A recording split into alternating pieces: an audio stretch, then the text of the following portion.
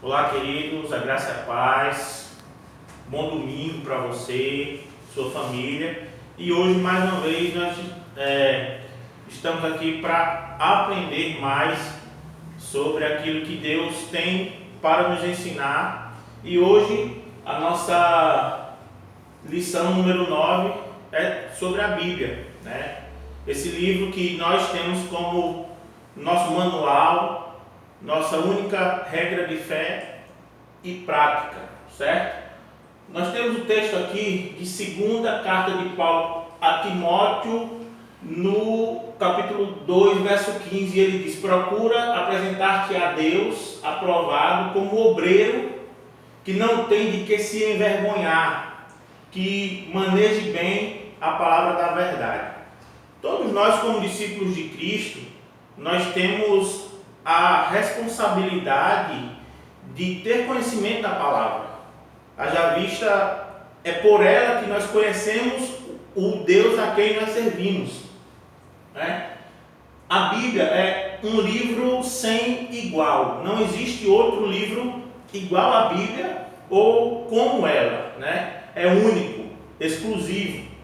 O salmista diz que ela é lâmpada para os seus pés e luz para o seu caminho. O próprio Jesus afirmou que a palavra de Deus é a verdade. Em sua oração sacerdotal, ele ora pedindo ao Pai que ele santifique os seus discípulos e que os santifique na verdade. A palavra de Deus é a verdade. E Paulo defende que ela é inspirada por Deus e útil para o ensino, para a repreensão, para a correção e a educação na justiça. Então, sendo a Bíblia esse instrumento precioso de orientação, né, faz-se necessário que todo crente, eu e você, dediquemos-nos a conhecer essa Bíblia, a palavra de Deus, esse livro, cada vez mais. A nossa declaração de fé doutrinária, ela vai definir para nós o que nós batistas cremos com relação à palavra de Deus. Os discípulos de Jesus Cristo, que vieram a ser designados pelo nome batista, se caracterizavam pela sua fidelidade às Escrituras. Através dos tempos, os batistas se têm notabilizado pela defesa destes princípios. E aí, na nossa declaração de fé, na nossa declaração doutrinária, o ponto principal é a aceitação das Escrituras Sagradas como única regra de fé e conduta. Ou seja, não há outro manual, não há outra regulamentação. Nós vivemos e nos guiamos pelas Escrituras Sagradas. Ela é a palavra de Deus, ela é o nosso manual, é ela que norteia todas as nossas ações enquanto discípulos do Senhor Jesus aqui na terra. E temos aqui algumas curiosidades sobre a Bíblia. A primeira delas é o termo, né? Por que Bíblia? O termo bíblico vem da palavra grega biblion, que significa livro, rolo, coleção ou biblioteca, certo? Outros nomes também são atribuídos ao Santo Compêndio, como Palavra de Deus, Escrituras Sagradas, a lei, letras sagradas, mandamentos, entre outros nomes. Sua autoria. Nós precisamos esclarecer que a autoria da totalidade do conteúdo bíblico foi, sem dúvida, do Espírito Santo de Deus, que revelou ao longo dos séculos o caráter divino e a sua vontade soberana, bem como seus desígnios para toda a humanidade. Contudo, para a execução deste projeto, utilizou-se de homens de diversas procedências e regiões do mundo, inspirando-os a escrever tudo aquilo que planejou em seu decreto eterno. A Bíblia foi escrita ao longo de mais de 1500 anos por 40 autores que, apesar de nem conhecerem uns aos outros, escreveram dentro de uma única unidade de pensamento que causa espanto a todos. Moisés era príncipe do Egito, Amós boiadeiro, Pedro pescador, Salomão rei, certo? Então nós vemos essa diferença cultural, social entre cada um desses autores, mas em momento algum isso atrapalha a narrativa bíblica, certo? Em épocas diferentes, contextos sociais diferentes, mas todos eles, por terem sido conduzidos, inspirados pelo próprio Deus por meio de seu Espírito Santo, eles não se contradizem, eles seguem toda uma narrativa, certo? Uns escreveram em tempos de guerra, outros em tempos de paz, uns em palácios e outros no deserto. E apesar de personagens e circunstâncias tão distintos, todos foram movidos em uma mesma direção, sem desviarem-se do propósito divino, revelar-se às nações. Então, qual a finalidade da palavra de Deus?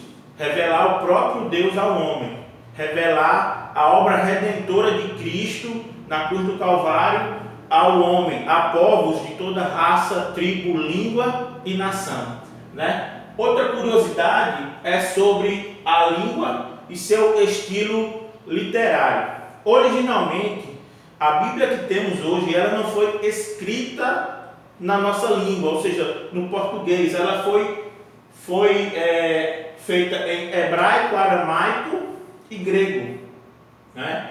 E ela, por ser uma biblioteca, por ser uma coleção de vários livros, ela tem vários estilos literários. Ela tem livros de narrativa, que são nossos livros históricos, ela tem poesia, cantos, entre outros livros. Sobre sua divisão, nós vamos ver que basicamente ela é dividida a grosso modo em duas partes: Antigo Testamento e Novo Testamento. No Antigo nós temos 39 livros e no Novo nós temos 27 livros. E agora nós vamos ver essa divisão por livros e por tipo de literatura, né? No Antigo Testamento nós vamos ver essas 5 divisões, certo? Nós temos os 5 livros iniciais da Bíblia, que nós chamamos de Pentateuco. Esses livros eles foram escritos por Moisés e eles são também conhecidos como a lei, né? Então são eles Gênesis, Êxodo, Levítico, Número e Deuteronômio. Esses livros eles foram justamente os livros aonde os pais da igreja, os heróis da fé, na verdade, né? Os discípulos iniciais do Senhor tiveram conhecimento de Deus. Nesses livros, embora seja do Antigo Testamento, nós temos nele a revelação do próprio Deus, nós temos nele a revelação do Espírito Santo, nós temos nele a revelação do próprio Jesus Cristo, certo? Nós temos aparições da Trindade no Antigo Testamento, certo? Então, veja que mesmo sendo no Antigo Testamento, Deus já se revela em sua totalidade, né? Deus já se mostra aquele povo como de fato ele é, né? Depois deles, nós temos os livros históricos. Esses livros entram justamente na parte de narrativa. São livros que contam a história do povo de Deus, né? São eles Josué, Juízes, Ruth, 1ª e 2ª Samuel, 1ª e 2ª Reis, 1ª e 2ª Crônicas, Esdras, Neemias e Esther.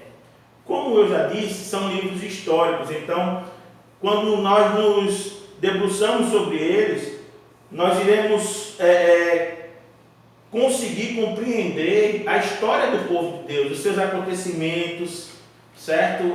Toda a narrativa da vivência deles pós-cativeiro no Egito, como é o caso de Josué. Nós vamos ver o fato dos juízes surgirem, por que surgiram, né, pós-Juízes, como foi essa saída, certo, de governo por juízes e início da monarquia. Nós vamos ver todas essas coisas nesses livros históricos, certo? Depois nós temos os livros poéticos, que o nome mesmo já diz, né? São livros onde a sua linguagem são carregadas de emoções, de afetos, de termos poéticos, né? São eles Jó, Salmos, Provérbios, né?